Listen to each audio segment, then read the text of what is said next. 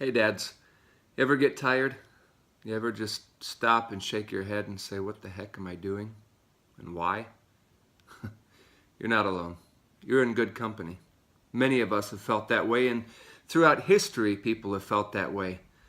When I think back to biblical stories, I realize that they're not so great because of their factual value or whether they really happened or not, but the way they relate to real life. For example, the Exodus story. The Exodus story is our story. We got to remember something that we easily forget, that Joseph and eventually his dad and brothers, they went to Egypt. The brothers, the dad, Jacob, they went to Egypt because there was a famine and they chose to go to Egypt. And at the time, it was a great idea because they really didn't have a choice. But then eventually, they found themselves enslaved in Egypt.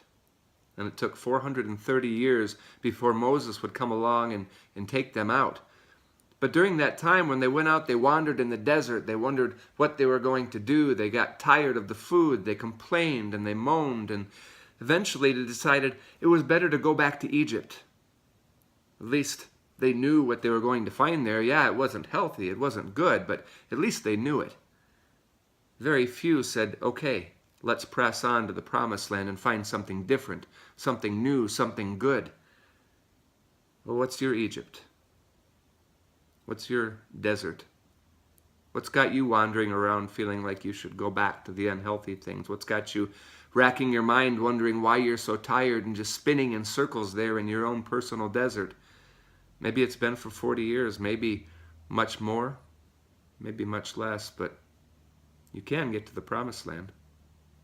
There is such a thing as being able to stop and regroup and planning an intentional life. You can do it. And if you need somebody to walk with you on the journey, and maybe help you out a little bit along the way, let me know. I've been there and done that.